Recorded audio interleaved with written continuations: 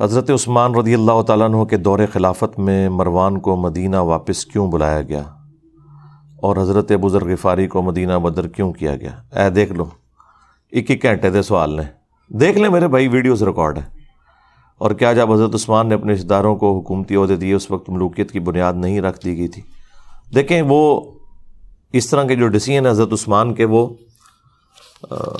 ملوکیت کی طرف لے جانے والے تو بن گئے بعد میں، تو ظاہر ہے جب بھی ڈاؤن فال شروع ہوتا ہے تو اچانک نہیں ہوتا، گریجولی ہوتا ہے، یہ نیچرل ہے، اچانک کچھ بھی نہیں تبدیلی آتی۔ اس کو سپورٹیو حدیث ہے نا ابو داؤد اور ترمذی کے اندر کہ نبی صلی اللہ علیہ وآلہ وسلم نے خواب دیکھا تھا اور اس خواب کے بعد آپ بہت پریشان ہو گئے تھے۔ خواب آپ نے یہ دیکھا کہ آسمان سے ایک ترازو اتری ہے، یہ میں نے اپنے کربلا والے ریسرچ پیپر میں بھی خواب ڈالا ہوا ہے، اور اس ترازو میں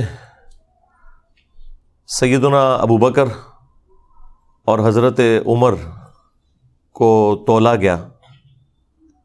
پہلے نبی الاسلام اور حضرت ابو بکر تھے، نبی الاسلام کا پلڑا بھاری تھا، پھر سیدنا ابو بکر اور سیدنا عمر کو تولا گیا، حضرت ابو بکر کا پلڑا بھاری تھا، اس کے بعد پھر سیدنا عمر اور عثمان کو تولا گیا تو حضرت عمر کا پلڑا بھاری تھا، پھر وہ ترازو اوپر اٹھا لی گئی۔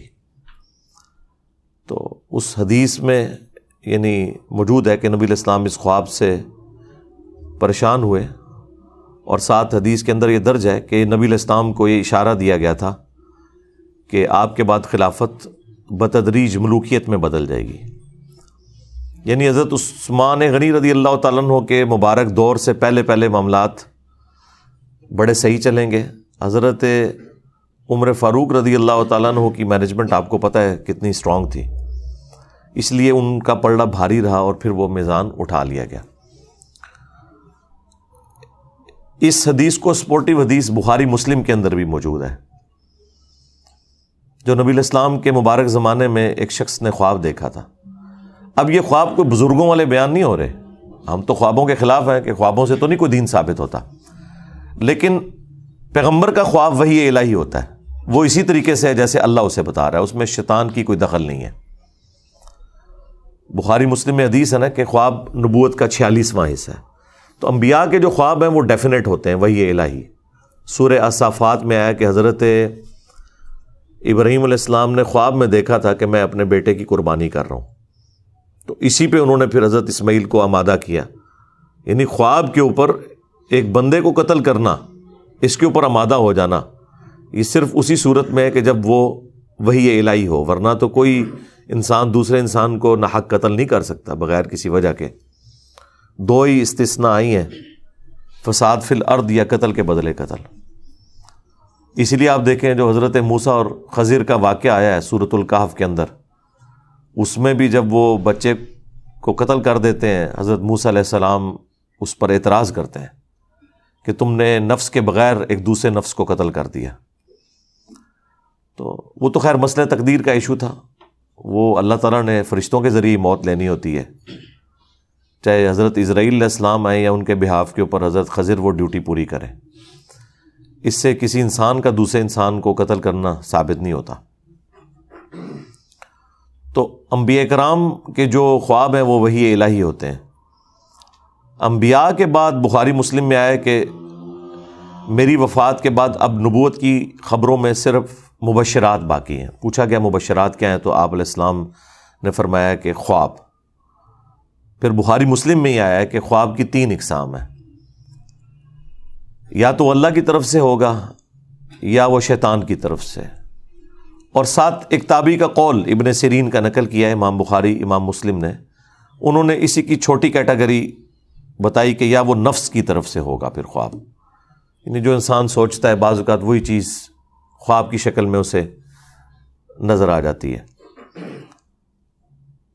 اور ایٹیچیوڈ یہ ہے کہ جب اچھا خواب دیکھیں اللہ کا شکر ادا کریں، اور اگر کوئی برا خواب دیکھتے ہیں تو آپ بائیں طرف 3 دفعہ تھوک دیں، اور اس کا ذکر بھی کسی کے ساتھ نہ کریں، برا خواب اگر کسی کو آتا ہے تو۔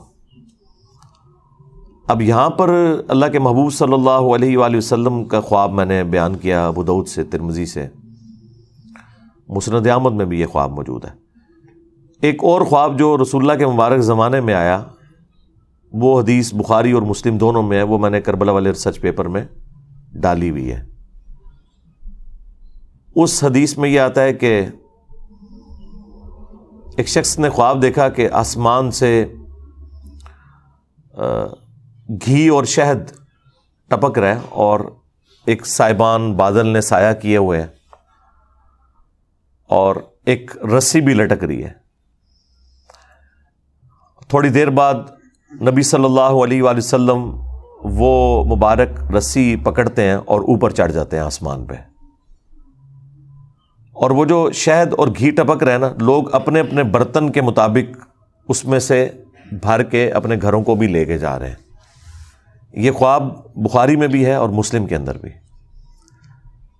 پھر ایک اور شخص اس رسی کو پکڑتا ہے اور وہ بھی آسمان پہ چڑھ جاتا ہے، اور پھر ایک تیسرا شخص اس رسی کو پکڑتا ہے اور آسمان پہ چڑھ جاتا ہے۔ یعنی نبی صلی اللہ علیہ وآلہ وسلم کے بعد دو اور اشخاص ہیں جو اس رسی کو پکڑ کے آسمان پہ چڑھ جاتے ہیں۔ جب چوتھا شخص پکڑتا ہے، یعنی نبی علیہ السلام اور دو اور لوگ اور پھر ایک چوتھا شخص، تو وہ رسی ٹوٹ جاتی ہے۔ پھر حدیث کے الفاظ ہیں کہ اس شخص نے خواب میں دیکھا کہ وہ رسی دوبارہ سے اس شخص کے لیے جوڑ دی جاتی ہے اور وہ شخص بھی اوپر چڑھ جاتا ہے۔ جب یہ خواب سنانے والا نبی علیہ السلام کی بارگاہ میں حاضر ہوا تعبیر پوچھنے کے لیے، تو آپ کی تو مبارک عادت تھی کہ آپ فجر کے بعد خوابوں کی تعبیر ارشاد فرمایا کرتے تھے۔ اب یہ وہ سنت ہے جس پہ آج کوئی عمل نہیں کر سکتا، نہ کوئی اس کے اوپر کوئی تماشا کھڑا کر سکتا ہے۔ ظاہر ہے کہ خواب چونکہ نبوت کی خبروں سے ہیں، تو نبی علیہ السلام کے مبارک زمانے میں تو وحی کا سلسلہ رکا نہیں تھا، تو اللہ کے نبی کو وحی کی تائید حاصل تھی، آپ خواب کی تعبیر بیان فرما سکتے تھے۔ آج کوئی بھی کرے گا تو وہ اسیسمنٹ ہوگی، غلط بھی ہو سکتی ہے، صحیح بھی ہو سکتی ہے، جب تک کہ وہ خواب کوئی شکل اختیار نہ کر لے اور ایگزیکٹلی ویسا ہو نہ جائے۔ باقی تو ساروں کی اسیسمنٹ ہے، صحیح بھی غلط بھی، وثوق سے نہیں کوئی کہہ سکتا۔ ہم سے بھی لوگ یہاں اکیڈمی میں رابطہ کرتے ہیں، جی یہ خواب آیا، جی تعبیر بتائیں۔ ہم انہیں کہتے ہیں بھائی تعبیر بتانے والا چلا گیا دنیا سے، اس کی قبر مدینے میں صلی اللہ علیہ وآلہ وسلم۔ اس کے بعد جتنے بھی واقعات ہیں وہ تو آپ دیکھیں، اتنے بڑے بڑے تعبیر بتانے والے لوگ مصر کے اندر موجود تھے، لیکن جب اس مصر کے بادشاہ کو خواب آیا تو تعبیر تو حضرت یوسف علیہ السلام نے ہی بتائی ہے نا، اور اس میں قرآن میں واضح ہے کہ اللہ تعالیٰ نے انہیں علم سکھایا تھا۔ تو انبیاء تک تو یہ معاملہ درست ہے۔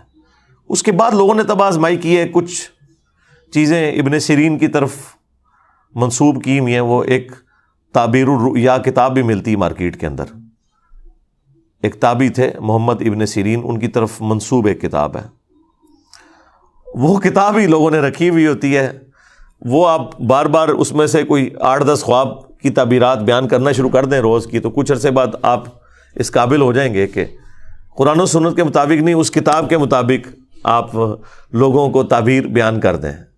وہ میں بھی کر سکتا ہوں، لیکن وہ ایک خام خواہ کی تب آزمائی ہے، اس میں سے نکلنا کچھ بھی نہیں ہے۔ تو جب اس شخص نے نبی علیہ السلام کی خدمت میں یہ خواب عرض کیا، اس سے پہلے کہ نبی علیہ السلام اس کی کوئی تعبیر ارشاد فرماتے، سیدنا ابوبکر نے کہا یا رسول اللہ آپ اگر اجازت دیں تو میں اس کی تعبیر بیان کرتا ہوں۔ تو نبی علیہ السلام نے کہا ٹھیک ہے کرو۔ تو انہوں نے کہا کہ یہ جو ایک سائبان ہے اور گھی اور شہد ٹپک رہا ہے، یہ بیسیکلی اللہ تعالیٰ کی طرف سے مخلوق کے لیے اسلام کا ایک سایہ ہے، اور یہ وحی کی تعلیمات ہیں، قرآن حکیم کی تعلیمات ہیں جو آسمان سے نازل ہو رہی ہیں، اور لوگ اپنے اپنے ظرف کے مطابق اس میں سے حاصل کر رہے ہیں۔ وہ شہد اور گھی کی جو مثال ہے، اور یہ سلسلہ جاری رہے گا یہاں تک کہ آپ صلی اللہ علیہ وآلہ وسلم اللہ تعالیٰ کے پاس چلے جائیں گے. یعنی وہ رسی سے جو نبی علیہ السلام کو اوپر چڑھتے ہوئے دیکھا تو یعنی آپ علیہ السلام کو موت آ جائے گی, آپ اللہ کے پاس چلے جائیں گے. اور آپ کے بعد ایک اور شخص اس سسٹم کو سنبھالے گا,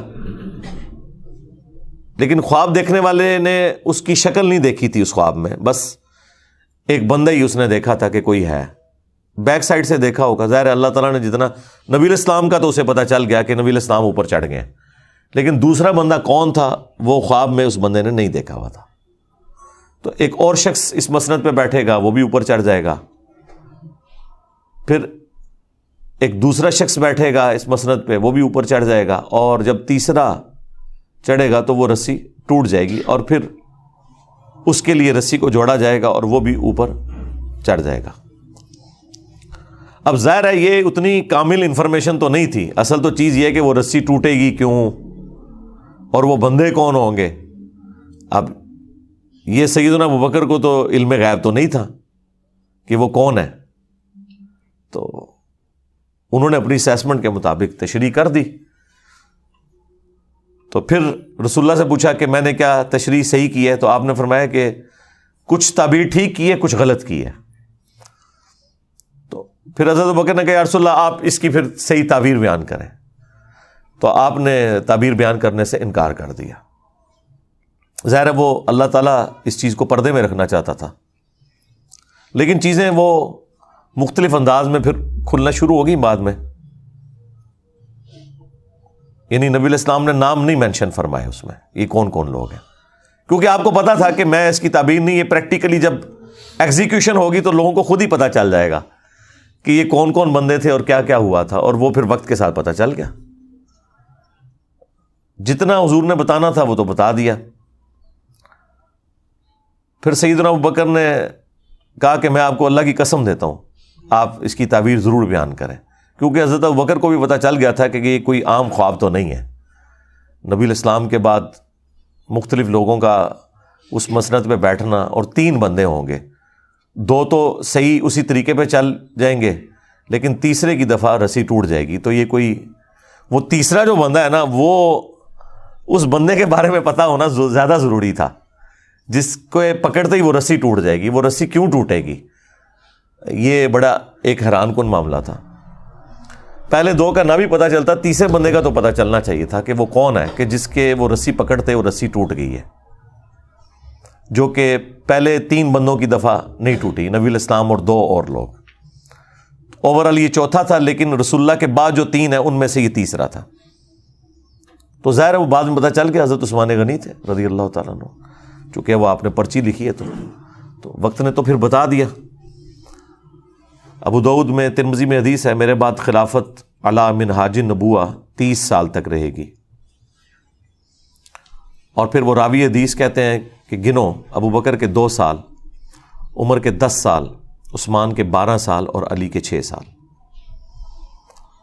تو وہ تابعی پوچھتا ہے کہ یہ بنو امیہ کے لوگ تو حضرت علی کو خلیفہ ہی نہیں مانتے, بنو زرقا نیلی آنکھوں والے. تو حضرت سفینہ کو غصہ آیا, انہوں نے فرمایا کہ یہ ان کی پیٹھ سے جھوٹ نکلا ہے. سچ تو یہ ہے کہ ان کی جو حکومت ہے یہ شریر ترین بادشاہت ہے.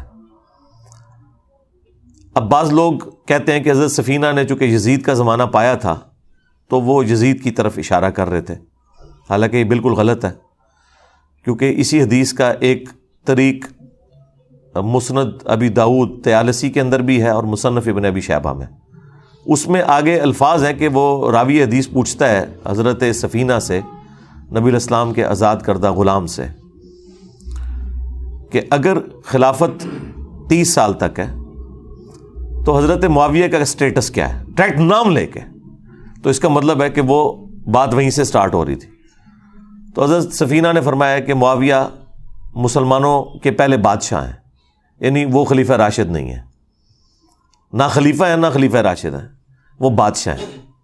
ویسے آپ حکمران کے معنوں میں خلیفہ چاہے شہباز شریف کو کہہ لیں, نواز شریف کو کہہ لیں, زرداری کو کہہ لیں, عمران خان کو کہہ لیں, لیکن وہ جو ایک ٹرم ہے نا خلیفہ کی, وہ اس پہ پورے نہیں اترتے. وہ مسلمانوں کے پہلے بادشاہ ہیں.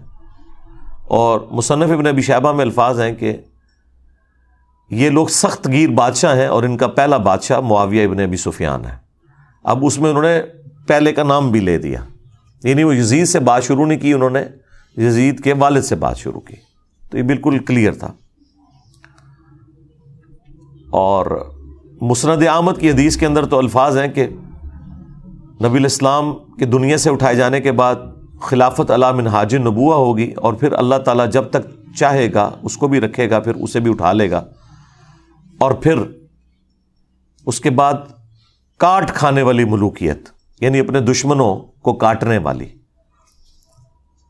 وہ آ جائے گی. پھر وہ بھی اللہ تعالیٰ جب تک چاہے گا وہ رہے گی. اس کے بعد جابر حکمرانوں کا دور، اور پھر آخر میں دوبارہ خلافت علی منہاج النبوہ آئے گی. تو اس میں بھی واضح طور پر یہ تبدیلی کی طرف اشارہ تھا. پھر بخاری مسلم میں ایک بڑی حیران کن حدیث ہے. حضرت حذیفہ ابن یمان جو رازدار رسول تھے صلی اللہ علیہ وآلہ وسلم، ان کے بارے میں وہ اپنے شاگردوں میں بیٹھے ہوئے تھے. تو حضرت عمر فاروق رضی اللہ تعالیٰ عنہ اس وقت امیر المومنین تھے اپنے دور خلافت کے اندر. تو وہ وہاں ان کے پاس آئے، تو انہوں نے لوگوں کی موجودگی میں حضرت حذیفہ سے کہا کہ حذیفہ ذرا مجھے وہ حدیث سناؤ جو تم نے رسول اللہ سے فتنوں کے متعلق سنی ہے کہ حضور کی وفات کے بعد فتنے آئیں گے. تو انہوں نے کہا کہ وہ تو بہت ساری احادیث ہیں. تو حضرت عمر نے کہا نہیں، میں اس بڑے فتنے کی بات کر رہا ہوں جو سمندر کی موجوں کی طرح آئے گا. آج کے دور میں آپ سمجھ لیں سونامی کی طرح ایک بڑا فتنہ مسلمانوں کے اوپر نبی الاسلام کے بعد. تو حضرت حذیفہ نے کہا اے امیر المومنین، آپ کو اس فتنے سے کوئی ڈر نہیں ہے، اس لیے آپ تو بے فکر رہیں، آپ کا اس فتنے سے کوئی لینا دینا نہیں، آپ اس فتنے میں مبتلا نہیں ہوں گے. تو البتہ فتنوں اور امت کے درمیان ایک دروازہ ہے، جب تک وہ دروازہ نہیں کھلے گا نا وہ فتنے اس امت پہ آئیں گے ہی نہیں. تو سیدنا عمر نے کہا کہ مجھے بتاؤ وہ دروازہ کھولا جائے گا یا توڑا جائے گا؟ تو حضرت حذیفہ ابن یمان نے کہا کہ وہ دروازہ کھولا نہیں جائے گا، اسے توڑا جائے گا، یعنی زبردستی وہ دروازہ ہٹایا جائے گا جس کی وجہ سے امت کے اوپر فتنے اور آزمائشیں شروع ہو جائیں گی. تو بس یہ گفتگو کر کے حضرت عمر وہاں سے چلے گئے. اب شاگردوں کو پھر کھلبلی مچ گئی کہ کوڈ ورڈز میں باتیں کر رہے ہیں کہ سمندر کی موجوں کے مانے دیکھ فتنہ آئے گا، ٹھیک ہے جی، اور وہ ایک دروازہ ہے جسے توڑا جائے گا، کھولا نہیں جائے گا.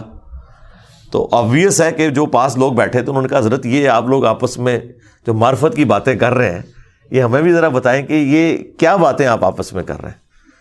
تو بخاری مسلم میں الفاظ ہیں، حضرت حذیفہ ابن یمان کہتے ہیں کہ حضرت عمر تو ویسے ہی مجھ سے پوچھ رہے تھے، وہ مجھ سے بہتر جانتے ہیں اس حدیث کے متعلق، اور وہ جو دروازہ ہے نا جسے توڑا جائے گا وہ خود حضرت عمر تھے جنہیں قتل کر دیا جائے گا اور اس امت کے اوپر فتنے شروع ہو جائیں گے. تو یہ حدیث بخاری مسلم کی بالکل واضح ثبوت ہے کہ اس امت پہ جو فتنے ہیں ان کا آغاز سیدنا عمر کی شہادت سے ہوا.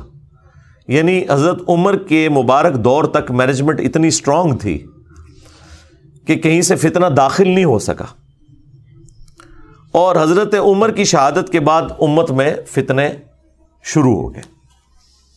اس لیے وہ مولانا اسحاق صاحب صحیح فرمایا کرتے تھے رحمہ اللہ تعالی کہ حضرت ابو بکر اور عمر کی جو خلافتیں ہیں یہ خلافت محفوظہ ہے، یعنی اسپیشل پروٹیکشن ہے اللہ تعالیٰ کی طرف سے. اور حضرت عثمان اور حضرت علی کی جو خلافتیں ہیں یہ خلافت مفتونہ ہے، یعنی فتنوں کا دور ہے.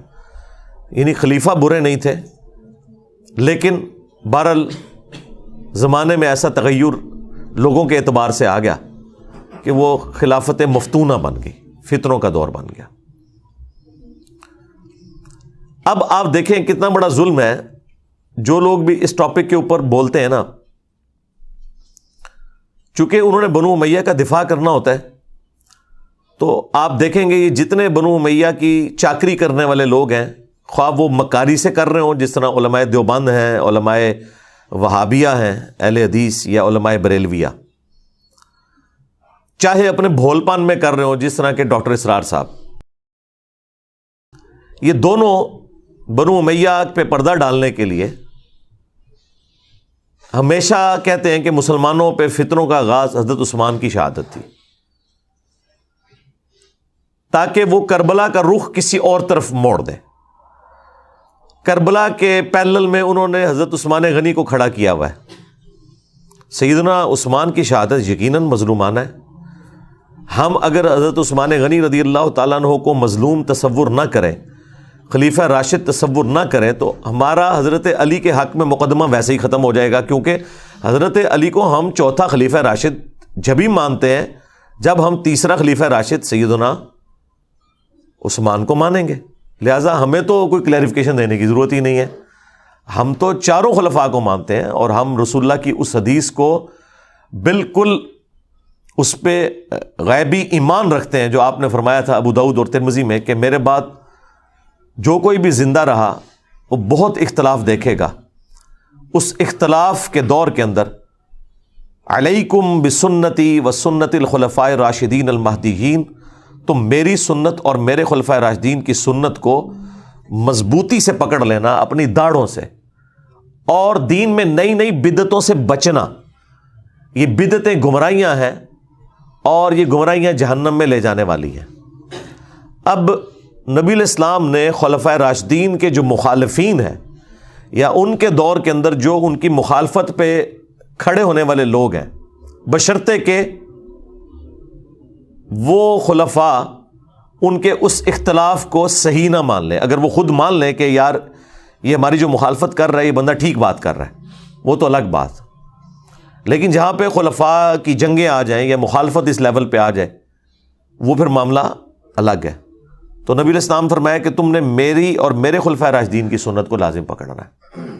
اس لیے دیکھیں کہ ہم حضرت ابوبکر صدیق رضی اللہ تعالیٰ عنہ کے مقابلے پر منکرین زکوٰۃ کو، مرتدین کو نہیں درست سمجھتے، سیدنا عمر کے مقابلے پر رومنز اور پرشینز کو نہیں درست سمجھتے، سیدنا عثمان کے مقابلے پر بلوائیوں کو، جن میں سے اکثر صحابہ ہی تھے، ان کی اس ایکٹیویٹی کو جو انہوں نے حضرت عثمان کو شہید کر دیا۔ اب بیچ میں ظاہر ہے کہ وہ اسپیسیفکلی بندہ کون ہے وہ تو بے نظیر کے قاتلوں کا بھی نہیں پتہ چلا، جبکہ اتنے کیمرے موجود ہیں، تو اس وقت تو کوئی کیمرے بھی نہیں تھے، نہ علم غیب اس زمانے میں ہوتا تھا، یہ تو بعد میں دریافت ہوا ہے نا۔ تو لیکن ان کی وہ ایکٹیویٹی کہ حضرت عثمان کی شہادت تک پہنچی، اس میں ہم حضرت عثمان کے مخالفین کو اس ایکٹیویٹی میں غلطی پر مانتے ہیں، اور ان کی طرح مکاری نہیں کرتے کہ اجتہادی غلطی کہتے ہیں، صراحتاً غلطی ہے، فساد ہے، فتنہ ہے۔ لیکن حضرت عثمان اتنے اپ رائٹ تھے کہ بخاری میں 695 نمبر حدیث ہے، جب ساتھیوں نے پوچھا کہ نماز ہمیں فتنوں کا امام پڑھا رہا ہے اور ہمارے امام آپ ہیں، آپ محصور ہو چکے ہیں اپنے گھر میں، اب ہم نماز اس مسجد میں جا کے پڑھیں یا گھر میں ہی پڑھ لیں؟ تو سیدنا عثمان نے کہا کہ نماز ہی تو مسلمانوں میں ایک اجتماعی نیکی کا کام ہے، نیکی کے کاموں میں ساتھ دو، برائی میں ان سے الگ رہو۔ اگر وہ یہودی ہوتے تو حضرت عثمان کیسے کہہ سکتے تھے کہ ان یہودیوں کے پیچھے جا کے نماز پڑھو؟ آج کوئی مسلمان فتویٰ دے گا کہ یہودیوں کے پیچھے نماز ہو جاتی ہے؟ وہ پتہ تھا کہ وہ صلح حدیبیہ کے صحابہ ہیں، ان میں اختلاف رائے بھی درست تھا، مخالفت درست نہیں تھی، اس کا جو ایکسٹریم رزلٹ نکلا وہ درست نہیں تھا۔ بہرحال وہ سارے کا سارا معاملہ تلپٹ ہو گیا۔ اس کے بعد جب سیدنا علی کا دور آتا ہے تو پھر وہی رول چلے گا نا، علیکم بسنتی و سنت الخلفاء الراشدین المہدیین۔ تو وہاں پہ بھی ہمارا یہی عقیدہ ہے کہ حضرت علی کے مخالفین جو اولو العزم اصحاب میں سے تھے، سیدہ عائشہ سلام اللہ علیہا، سیدنا زبیر، سیدنا طلحہ رضی اللہ عنہم اجمعین وعلیہم السلام اجمعین، یعنی یہ واقعی ٹکر کے لوگ ہیں، یہ حضرت علی کے ٹکر کے لوگ ہیں اپنے مرتبے اور اسلام کی کنٹریبیوشن کے پوائنٹ آف ویو سے۔ اس بڑے لیول پہ نہ ہو لیکن ایٹ لیسٹ یعنی سابقون الاولون میں آنے والے لوگ ہیں۔ تو ان کا احترام اپنی جگہ ہے. اور دیکھ لیں اللہ نے اصحاب جبل کو مرنے سے پہلے توبہ کی توفیق بھی دے دی ہے. سیدہ عائشہ بھی، سیدنا طلحہ بھی، زبیر بھی، یہ سب لوگ توبہ کر کے مرے ہیں. میدان جنگ چھوڑ گئے ہیں حضرت طلحہ اور زبیر رضی اللہ عنہما وعلیہم السلام. اور حضرت علی کا بھی ایٹیچیوڈ دیکھیں، جب ان کے ایک فوجی نے آ کے بتایا ابن جرموز نے کہ میں حضرت زبیر کو قتل کر کے وہ ان کا سر کاٹ کے لے آیا، تو حضرت علی نے اس کو اپنے پاس آنے بھی نہیں دیا. اور یہ حضرت علی رضی اللہ تعالیٰ عنہ کی قسمت میں تھا کہ ان کے سامنے کسی صحابی کا سر کاٹ کے نہ لایا جاتا، ادروائز وہ لایا تو تھا. جب ساتھیوں نے بتایا ابن جرموز آیا تو انہوں نے کہا کہ صفیہ کے بیٹے کے قاتل کو جہنم کی بشارت دے دو. میں نے رسول اللہ سے سنا تھا کہ ہر نبی کا کوئی نہ کوئی حواری ہے، اور میرا حواری قریبی ساتھی جس نے حضرت عیسیٰ کے ساتھ 12 تھے، ان میں سے زبیر ابن عوام بھی ایک میرا حواری ہے. تو جاؤ صفیہ کے بیٹے کے قاتل ابن جرموز کو جہنم کی بشارت دے دو. جب وہ اسے خبر دی گئی، وہ خبیث حضرت علی سے بھی ناراض ہو کے خارجی بن گیا. یعنی حضرت علی نے انصاف کا دامن نہیں چھوڑا کہ غصہ نکالتے کہ بھئی زبیر میرے خلاف کیوں کھڑا ہوا ہے تو میں اب ان کی فضیلت چھپا لوں. نہیں، یہ حدیث المستدرک للحاکم میں اور مسند احمد کے اندر موجود ہے. اب مرتبہ یعنی آپ نے نہیں کام ہونے دیا. پھر مصنف ابن ابی شیبہ میں حاکم کے اندر موجود ہے، فضائل صحابہ احمد بن حنبل کی کتاب میں حضرت طلحہ کا بیٹا ملنے آیا حضرت علی کو، تو حضرت علی نے ان کی دلجوئی کے لیے فرمایا کہ میں اللہ سے امید کرتا ہوں کہ یہ سورۃ الحجر کی جو آیت نمبر 47 ہے کہ اللہ تعالیٰ اہل ایمان کے دلوں سے ایک دوسرے کے خلاف غل اگر کوئی آ گیا، کوئی میل آ گیا، وہ نکال دے گا. ظاہر انسان نہیں کسی کے خلاف میل نکال سکتا، یہ ذہن میں رکھیے گا. انسان کے اندر کوئی ایسا سافٹ ویئر نہیں کہ جو کوئی کسی چیز کو ڈیلیٹ کر دے یا انڈو کر دے، اللہ نکالے گا. اور وہ سورۃ الحجر کے الفاظ ہیں کہ وہ جنت میں آمنے سامنے بیٹھے ہوں گے تختوں پہ. آمنے سامنے انسان اس وقت بیٹھ سکتا ہے جب ایک دوسرے سے نظریں نہ چرائے، یعنی اس لیول تک اللہ تعالیٰ ان کے دلوں کو پاک کر دے گا. تو حضرت طلحہ کے بیٹے سے محمد ابن طلحہ سے سیدنا علی نے فرمایا کہ میں اللہ سے امید کرتا ہوں کہ یہ حدیث میرے طلحہ، زبیر اور عثمان بن عفان کے بارے میں ہوگی کہ اللہ تعالیٰ ہمارے دلوں میں جو ایک دوسرے کے لیے میل آ گیا وہ نکال دے گا. حضرت عثمان کا بھی ذکر اس میں کیا ہے، یعنی وہ بات پیچھے سے سٹارٹ ہوئی تھی. حضرت علی کو تو پتا تھا نا کہ معاملہ کہاں سے گریجولی سٹارٹ ہوا ہے، لیکن بہرحال حضرت علی ٹالریٹ بھی کرتے تھے، سمجھاتے بھی تھے. بخاری میں حدیث ہے، محمد ابن حنفیہ کہتے ہیں کہ ان کے سامنے کسی نے حضرت علی کے بارے میں کوئی نازیبا الفاظ بولے کہ بھئی، اب وہ الفاظ امام بخاری نے نقل نہیں کیے. امام بخاری کی ایک شرافت ہے، وہ چند ایک الفاظ سکپ کر دیتے ہیں، لیکن ظاہر ہے ذہین لوگ تو پہچان لیتے ہیں کہ کوئی بات ایسی ضرور ہوئی ہے کیونکہ اگلے الفاظ اس کو سپورٹ کر دیتے ہیں. ہاں، ابن حنفیہ، محمد ابن حنفیہ جو حضرت علی کے بیٹے تھے حنفیہ نامی عورت سے، ان کے الفاظ امام بخاری نے نقل کیے اور حدیث سٹارٹ وہاں سے کیے ہیں کہ محمد بن حنفیہ کہتے ہیں کہ میرے باپ نے اگر کبھی مخالفت کرنی ہوتی نا عثمان کی تو اس دن کرتا. تو اس سے پہلے بھی تو کوئی واقعہ ہوا ہوگا نا جس کو وہ کہہ رہے تھے، وہ پھکی دے رہے تھے نا کسی کو، تو ظاہر ہے وہ اسی بات میں پھکی دے رہے ہوں گے کہ بھئی تیرا ابا جڑا نا وہ حضرت عثمان دے مخالفین ہی شامل سی. اس کے علاوہ تو اور کوئی جملہ نہیں ہو سکتا. جبھی وہ اپنے باپ کی صفائی پیش کر رہے ہیں کہ اگر میرا باپ عثمان کے مخالف ہوتا تو سب سے زیادہ حق تھا اس دن مخالف ہوتا. اب یہ الفاظ بخاری میں، اور پھر وہ آگے محمد حنفیہ وہ بتاتے ہیں کہ جب حضرت عثمان کے گورنروں کی شکایت حضرت علی کو کی گئی کہ یہ مال غنیمت میں بیت المال میں خرد برد کرتے ہیں، تو حضرت علی رضی اللہ تعالیٰ عنہ نے رسول اللہ کی لکھی ہوئی ایک تحریر مجھے دی اور کہا کہ بیٹا یہ جا کے عثمان کو دو اور کہو کہ اپنے گورنروں کو یہ رسول اللہ کی لکھی ہوئی تحریر بھیجیں کہ وہ بیت المال میں جو تقسیم ہے وہ اس کے مطابق کریں. یہ حدیث بخاری میں ہے, یہ کوئی کہانی شریف نہیں ہے ناسبیوں کی لکھی ہوئی, یہ بخاری شریف ہے. کم از کم 2 طرق تو آئے ہیں اس کے بخاری میں. میں نے کربلا ریسرچ پیپر میں یہ حدیث بھی ڈالی ہوئی ہے حضرت عثمان کی شہادت کے اسباب میں. آپ مومن حنفیہ وہ تحریر لے کے پہنچتے ہیں اور کہتے ہیں یہ رسول اللہ کی تحریر ہے. اب سیدنا عثمان پتہ نہیں کس موڈ میں بیٹھے ہوئے تھے, انہوں نے کہا کہ ہمیں اس تحریر کی حاجت نہیں ہے, اسے لے جاؤ. اب آج کوئی ہمیں بتائے کہ یہ حضور کی لکھوائی ہوئی تحریر ہے, آپ نے اس کے مطابق چلنا ہے, ہم تو اسے چوم کے آنکھوں سے لگائیں گے. لیکن اس طرح کا ایٹیچیوڈ, اس کے بعد انسان کو غصہ ہی آئے گا نا. اس لیے مومن حنفیہ کہہ رہے تھے کہ وہ دن تھا کہ میرا باپ عثمان کے خلاف کھڑا ہوتا کہ اس نے رسول اللہ کی تحریر کو اس طرح واپس کیا. اچھا, اب سنیوں کو پتا ہے یہ سیدھی سیدھی حدیث جو ہے وہ ایک چارج شیٹ بن جائے گی, تو انہوں نے بریکٹ میں پتہ کیا لکھا ہے, حضرت عثمان کے پاس اس کی فوٹو کاپی موجود تھی اس لیے انہوں نے کہا کہ آپ لے جائیں, میرے پاس پہلے ہی موجود ہے.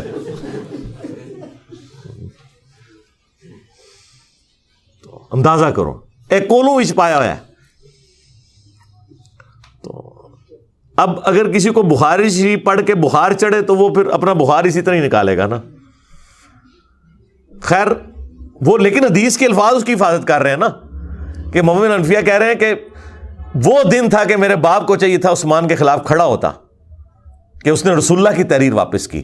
تو یہ اسلوب بتا رہا ہے کہ فوٹو کاپی نہیں تھی, وہ ویسے ہی واپس کی تھی, ورنہ فوٹو کاپی ہو تو کس نے غصہ کھانا ہے. پتہ نہیں سعودی والے نے کوئی فوٹو کاپی مشین لوا کے دیتی اسی مسجد نبوی سے اردو. تو حضرت علی کو وہ کہتے ہیں جب میں نے آ کے بتایا کہ ابا جی یہ حضرت عثمان نے واپس کر دی ہے, تو حضرت علی نے کوئی غصہ نہیں کھایا. انہوں نے کہا یہ تحریر جو ہے نا وہ اسی جگہ رکھ دو, اسی تاکچے میں جہاں سے تم نے اٹھائی ہے, یہاں پہ حدیث مکمل ہو جاتی بخاری کی.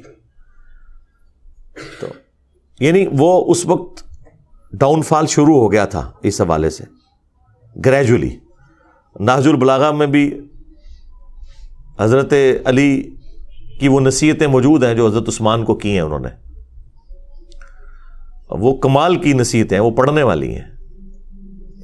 اس میں حضرت علی نے جو جملے بولے, کیا عثمان تیرا سٹیٹس پہلے 2 خلفاء والا نہیں ہے, کیونکہ تجھے رسول اللہ کے ساتھ دامادگی کا شرف بھی حاصل ہے. سیدنا عثمان کا داماد رسول ہونا نہج البلاغہ میں شیعہ کی کتاب میں ثابت ہے, اسی نصیحت کے اندر جو ان کا خطبہ کہہ لیں یا مکتوب کہہ لیں. تو حضرت علی حضرت عثمان کو سمجھاتے ہوئے یہ کہہ رہے ہیں کہ پہلے 2 خلفاء سے زیادہ تمہاری ذمہ داری ہے, کیونکہ تم رسول اللہ کے داماد بھی ہو. داماد تو بیٹوں کی جگہ ہوتا ہے. تو یہ جو تمہاری شکایتیں تمہارے گورنروں کی آتی ہیں تمہارے پاس, ان کے طرف توجہ دے کے ان ایشوز کو ریزالو کرو. وہ کرتے بھی تھے. بخاری مسلم دونوں میں آیا کہ وہ ایک بھائی تھا ان کا, عقبہ ابن ابی معیط کا بیٹا ولید بن عقبہ, اس نے شراب پی کے فجر کی 4 فرض پڑھا دیے. بخاری میں بھی ہے, مسلم میں بھی ہے, حضرت عثمان والے چیپٹر میں ہے بخاری کے اندر, اور مسلم میں شراب کی حرمت والے چیپٹر میں, اور مسلم میں پورا وہ واقعہ تفصیل کے ساتھ ہے. جب وہ سلام پھیر کے فارغ ہوا تو لوگوں نے کہا کہ یہ تو نماز تو نے ٹھیک نہیں پڑھائی ہے. تو اس نے کہا اگر کم پڑھا دی ہے تو میں اور پڑھا دینا, حالانکہ پہلے ہی انہیں 2 فالتو پڑھائی ہیں سب. پھر لوگوں کو شک پڑا تو جناب وہ تو دور تھا بڑا مبارک, ادھر کوئی سوچ سکتا ہے نمازی جناب جو تھے وہ آگے آ کے اس کے پاس بیٹھ کے اس کا منہ سونگھنا شروع کر دیا. ادھر کوئی گورنر کے قریب بھی کو لگ سکتا ہے, لیکن ظاہر ہے کہ اس وقت گورنر کو ایک سمجھا جاتا تھا کہ وہ سرونٹ ہے عوام کا. یہ تو آج حکمرانی کا کانسیپٹ ہے نا, ادھر تو خلیفۃ المسلمین بھی اکاؤنٹیبل ہوتا تھا عوام کو, تو گورنر تو شاہی کوئی نہیں. تو جب وہ سونگا تو شراب کی بدبو آ رہی تھی, لوگوں نے پتہ چل گیا جناب کہ یہ تو شراب پی ہے. انہوں نے جناب اسے پکڑ کے گورنر کو اتار کے ابو موسیٰ اشعری کو گورنر لگا دیا اور کہا کہ واپس جا مدینہ، حضرت عثمان کو خط بھجوا دیا کہ یہ اپنا تحفہ واپس قبول کریں جو آپ نے ہم پہ مسلط کیا تھا. تو اور یہاں سے مینجمنٹ کمزور ہوگی کہ خلیفہ وقت کے ہوتے ہوئے عوام ڈیسیژن کر رہی ہے کہ وہ خلیفہ سے پوچھے بغیر اس کا گورنر ہٹا رہی ہے خود ہی عدالت لگا کے، اور اس کی جگہ ایک نیا گورنر لگا رہی ہے.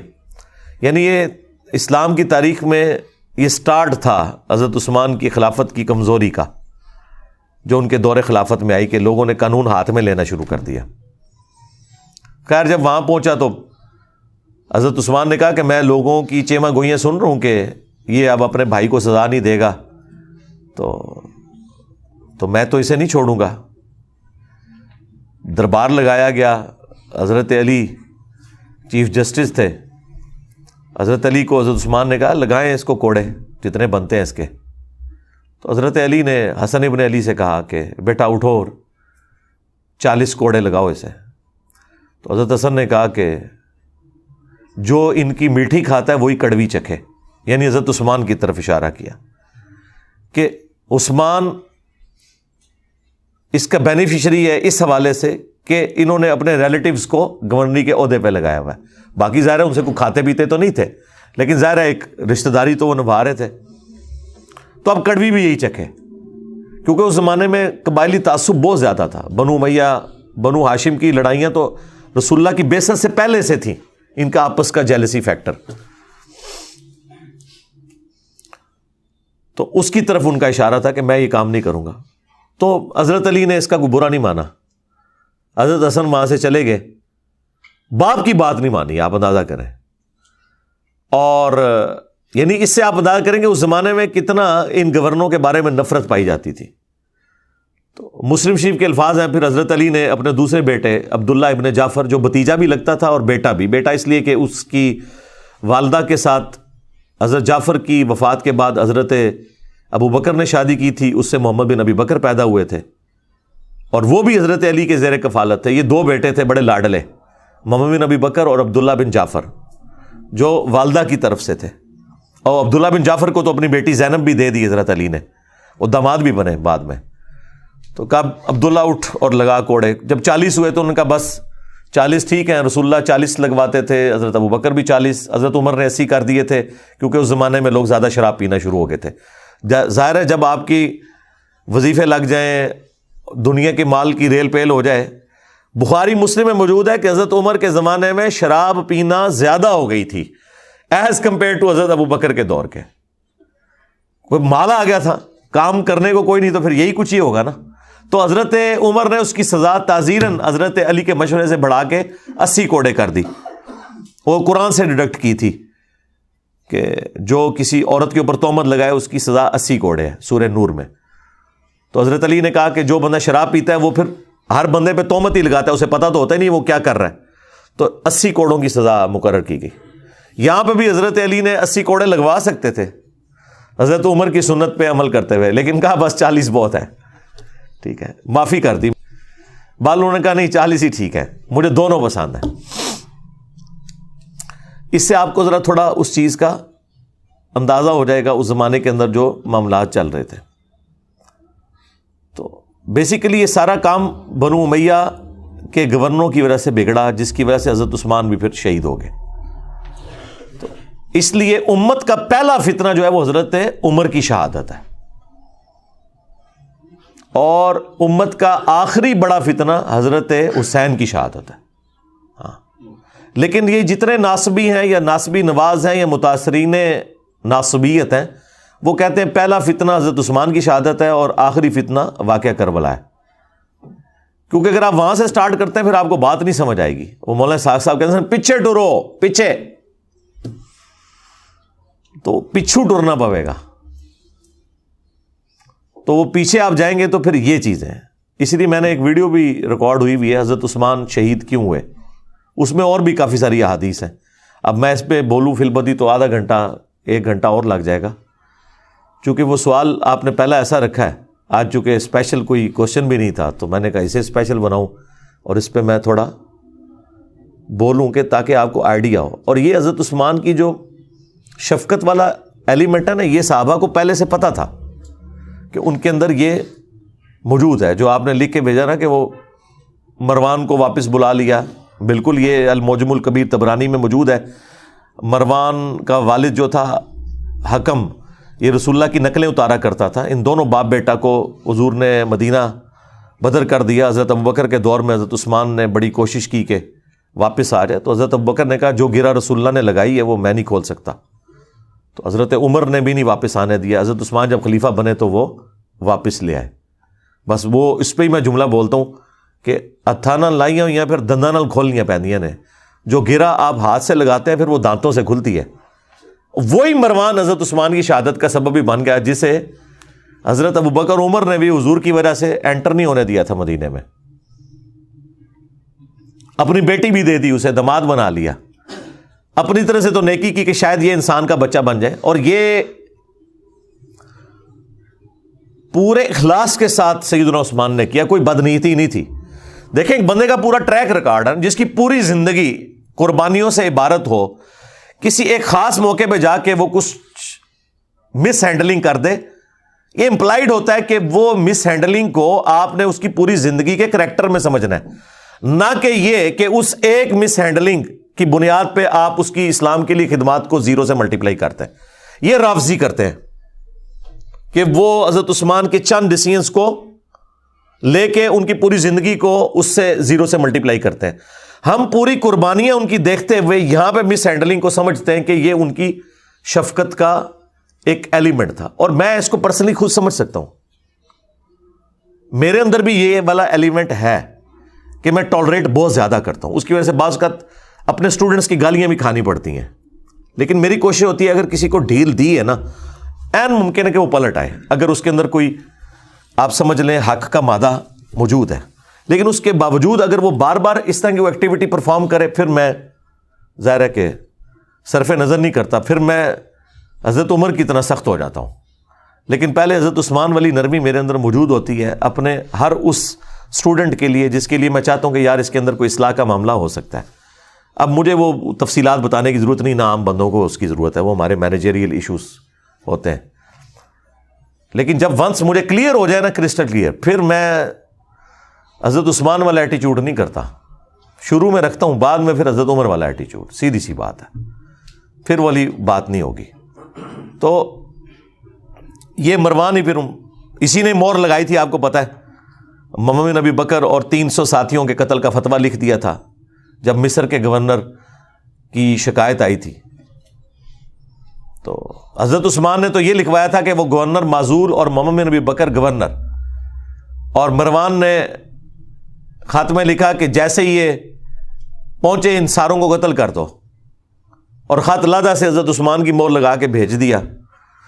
وہ تو راستے میں جب وہ ایک گھوڑ سوار جا رہا تھا تو محمد بن ابی بکر کی نظر پڑ گئی, وہ بڑے شارپ تھے, انہیں کہا کام پہ ہے ساڑھے نال, منو نہ منو, اس کو پکڑا دو. خط نکل آیا, پھر وہ سارے واپس آ گئے. حضرت عثمان کے گھر کا گھیراؤ کیا 40 دن تک, پانی تک بند کر دیا. تو وہ غصہ تو وہ صحیح نکال رہے تھے, لیکن جو ایکٹیویٹی پرفارم کر دی وہ بہت ایکسٹریم تھی. اور دوسری طرف حضرت عثمان کی بھی شرافت ہے کہ انہوں نے اپنے حق میں کوئی تلوار کسی کو نہیں اٹھانے دی. ان کو تو اندازہ نہیں تھا کہ یہ پروٹیسٹ جو ہے اس لیول تک چلا جائے گا.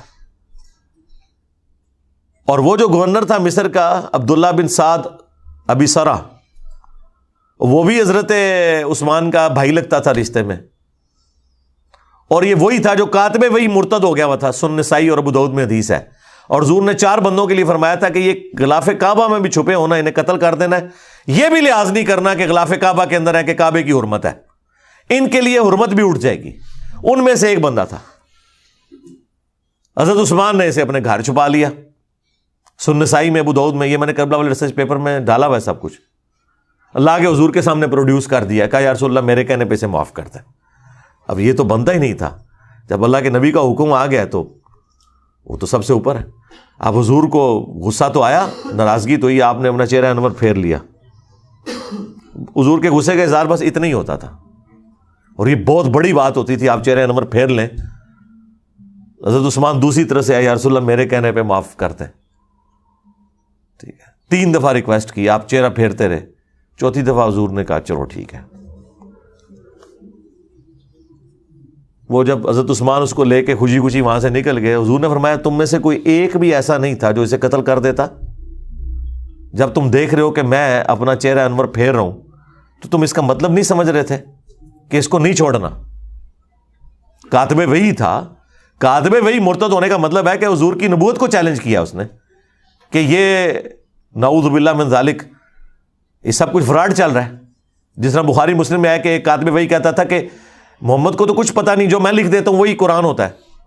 ہاں تو حضور کو اتنا غصہ ہے، آپ نے فرمایا یہ مر گیا، زمین اسے قبول نہیں کرے گی. بخاری مسلم کے الفاظ ہیں، اس کو دفناتے تھے، زمین اٹھا کے پرے پھینکتی تھی. یہ معجزہ لوگوں نے دیکھا اور لوگوں میں مشہور ہوا کہ شاید یہ رات کے وقت حضور کے ساتھی اسے نکال کے باہر پھینک دیتے ہیں. انہوں نے بہت گہری قبر کھودی، پہرا دیا، پھر لاش صبح باہر پڑی ہوئی تھی. پھر ان کو پتا چل گیا کہ بھائی یہ اس نے حضور کی نبوت کے اوپر ہاتھ ڈالا ہے. یہ ہونا ضروری تھا کیونکہ قرآن کے اوپر ہی تو سارا ایک معاملہ چل رہا تھا. اگر قرآن ہی ڈاؤٹ فل ہوتا ہے تو پھر نبی علیہ السلام کی نبوت تو سٹیک پہ لگ جانی تھی. وہ بھی کاتب وحی تھا اور اس نے سورہ آل عمران، سورہ بقرہ حضور سے پڑھی ہوئی تھی. یہ لوگ کاتب وحی کو فضیلت کے طور پہ پیش کر رہے ہوتے ہیں. دو کا تو میں نے آپ کو حال بتا دیا. ایک مرتد ہو کے مرا اور لاش اس کی باہر نکل آئی، اور دوسرے کو حضور نے کہا یہ غلاف کعبہ میں چھپا اسے قتل کر دینا، عبداللہ بن سعد ابی سرا.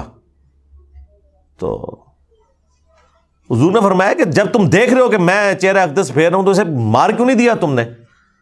تو صحابہ نے کہا یا رسول اللہ آپ ایک دفعہ ہمیں آنکھ سے یوں کر کے اشارہ کر دیتے نا تو ہم اسے نہ چھوڑتے. آپ نے فرمایا نبی کے لیے شایع نہیں کہ وہ آنکھ سے اشارہ کرے. نبی کے اخلاق اتنے بلند درجے کے ہیں کہ وہ اس طرح کا معاملہ نہیں کر سکتا کہ وہ آنکھوں سے اشارے کرے. ٹھیک ہے، یعنی بڑے کلین سلیٹ لوگ ہوتے ہیں انبیاء. ہاں، ان کے اندر مکاری، چلاکی، ہوشیاری، عقل مندی ہوتی ہے، لیکن یہ والی حرکتیں نہیں ہوتی ہیں کیونکہ ان کے سٹیٹس کا تقاضا ہے. بس وہی پھر آپ دیکھ لیں اسی کی وجہ سے پھر وہ پورا معاملہ تلپٹ ہو گیا. لیکن بہرحال جب حضرت معاویہ رضی اللہ تعالیٰ عنہ خلیفہ بنے یا بادشاہ بنے، اس وقت بھی عبداللہ بن سعد ابی سرا یہ زندہ تھا، لیکن یہ حضرت معاویہ کے ساتھ پھر نہیں ہوا. اللہ نے اس کی کوئی نیکی قبول کر لی، آخری زندگی اس کی بڑی اچھی گزری ہے. یہ اس کو پوری گیم سمجھ آ گئی تھی کہ یہ سارے کا سارا جال جو بنا گیا ہے نا یہ بنو امیہ نے حکومت کے لیے کیا، تو یہ پھر گمنامی میں پھر مرا ہے، یہ سب کچھ چھوڑ کے چلا گیا تھا. تو باقی ہم تو رضی اللہ تعالیٰ عنہ ہی کہتے ہیں، ظاہر نبی الاسلام کی رسپیکٹ کی وجہ سے. تو اسی لیے مولانا مودودی رحمہ اللہ نے خلافت و ملوکیت میں یہ ساری چیزیں بڑی تفصیل کے ساتھ ڈسکس کی ہیں، اور ہم نے وہ مقدمہ احادیث سے ثابت کیا. یہ سب کچھ احادیث کے اندر لکھا ہے. ابھی نئی خلافت و ملوکیت پرنٹ ہو کے آئی ہے، اس میں تخریج بھی ہوئی ہے. جہاں احادیث کے حوالے تھے وہ بھی انہوں نے لگائے ہیں، جہاں اہل سنت کی جو بڑی بڑی صحابہ پہ کتابیں ہیں نا، الاستیاب ابن عبد البر کی، ابن اثیر کی اسود الغابہ، اس کی شرح ابن حجر کی الاصابہ، وہ سارے ریفرنسز لگائے ہیں. تاریخ طبری کے، ابن کثیر کے، بخاری مسلم، ابو داؤد ترمذی نسائی ابن ماجہ میں جو چیزیں موجود تھیں وہ پوری نئی پرنٹ ہو کے آ گئی ہے، بڑی اچھی. تو بڑی تفصیل کے ساتھ مولانا مودودی نے سٹیپ وائز ان سارے ایشوز کو اس میں نقل کیا کہ کس طریقے سے یہ ڈاؤن فال چلتا گیا. اور اس کا ذکر اگلی الہامی کتابوں میں موجود تھا. اسی پہ میں کنکلوڈ کرتا ہوں، پھر بقیہ سوالات لیتے ہیں. ابو داؤد میں ایک حدیث ہے کہ حضرت عمر نے اپنے دور خلافت کے اندر ایک پادری کے پاس بھیجا اپنے خادم کو اور کہا کہ اس سے پوچھو کہ تمہاری کتابوں کے اندر میرے بارے میں کیا لکھا ہوا ہے. تو اس پادری کو جب بلا کے لائے وہ، تو حضرت عمر نے جب پوچھا تو انہوں نے کہا کہ ایک آہنی دیوار ہیں آپ، لوہے کی طرح. وہی جو بخاری مسلم میں الفاظ ہیں کہ میری امت اور فتنوں کے درمیان دروازہ عمر ہے، جب تک یہ دروازہ ہے نا فتنے نہیں شروع ہوں گے. تو یعنی وہ جیسا یہ کہتے ہیں نا بزرگان سامنے ہے سب کچھ، تو وہ حضرت عمر وہ بزرگ تھے جنہوں نے روحانی طور پہ نہیں اپنی مینیجریل سکلز کی وجہ سے فتنوں کو دبایا ہوا تھا. ٹالرنس تو زیرو تھی نا جناب, بالکل. تو آپ نے فرمایا میرے بعد جو خلیفہ بنے گا اس کے بارے میں تمہاری کتابوں میں کیا ہے؟ تو اس پادری نے کہا کہ بڑا نیک خلیفہ ہوگا سوائے ایک چیز کے, کہ وہ اپنے رشتہ داروں کو نوازے گا, یعنی یہ اس کے اندر ایک کمزوری ہوگی. حضرت عمر کی زبان سے فی البدی یہ الفاظ نکل گئے, خدا عثمان پر رحم کرے.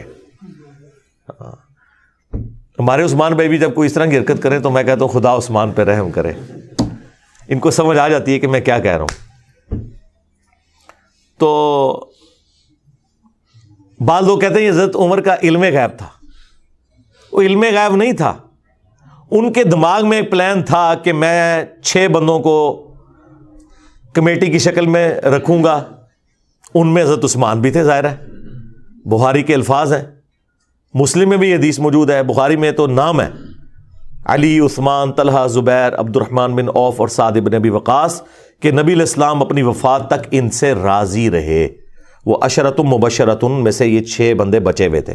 ایک 7ویں بھی تھے سعید ابن زید, چونکہ وہ بہنوئی تھے اس لیے حضرت عمر نے ان کا نام ذکر نہیں کیا کہ میرے ساتھ رشتہ داری ہے تو اس کو تو میں نکالوں گا.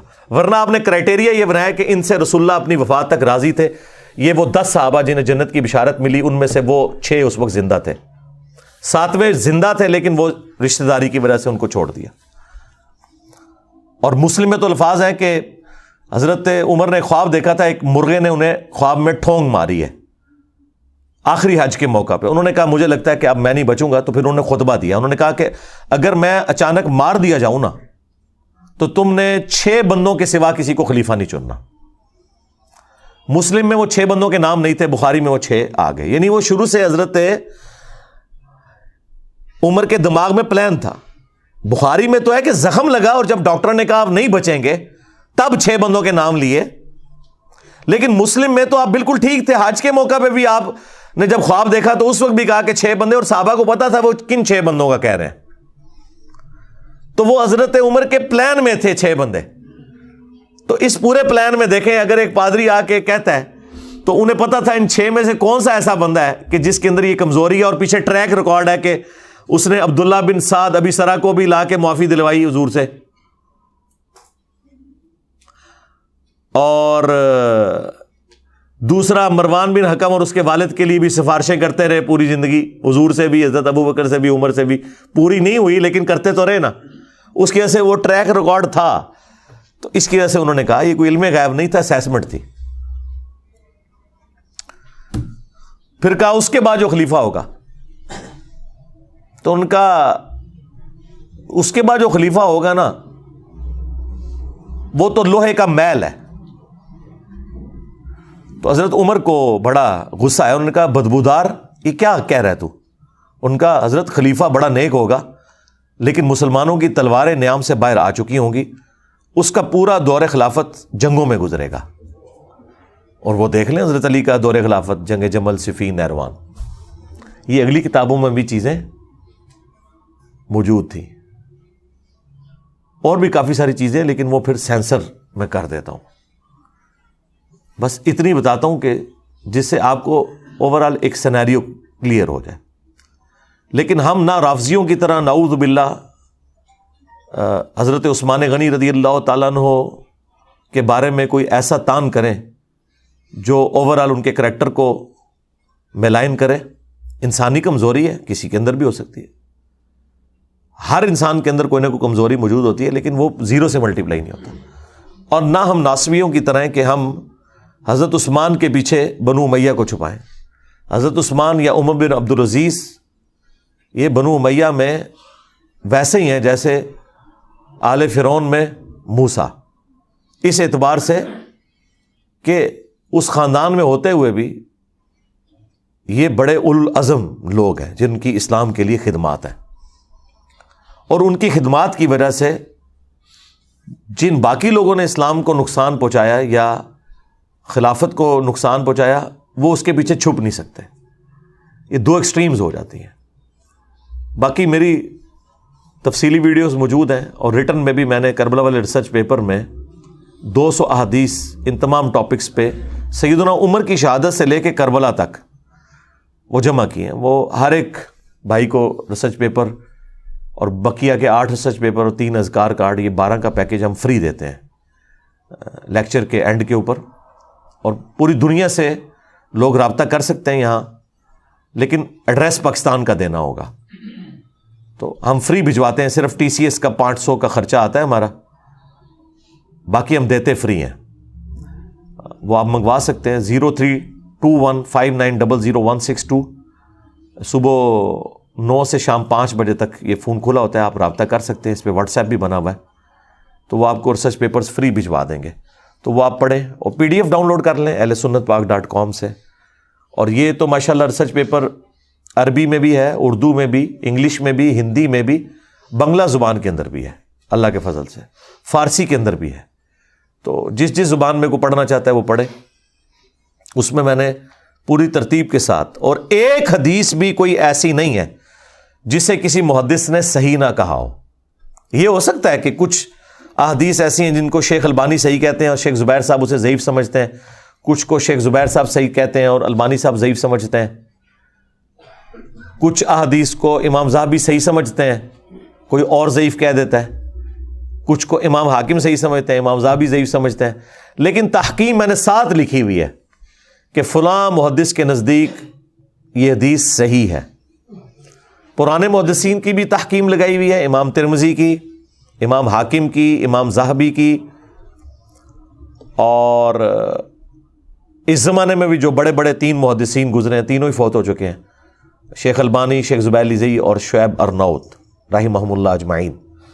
اور دور حاضر میں سلیم اسد صاحب ہیں، ہمارے جیلم شہر میں اہل حدیث کے بہت بڑے محقق. شیخ غلام مصطفیٰ ظہیر صاحب امن پوری، ان کی بھی تحقیق میں نے لگائی ہوئی ہے. تو جو بڑے بڑے، چونکہ وہ شیخ زبیر صاحب کے شاگرد ہیں، انہی کے اصول کے مطابق وہ تحقیم کرتے ہیں. ان کے اصول کیا ہیں؟ وہ محدثین کے اصول ہیں. تو بہرحال یہ سارے کے سارے معاملات میں نے ایک جگہ ریسرچ پیپر میں جمع کیے ہوئے ہیں. اور آج دیکھیں میں نے پوری گفتگو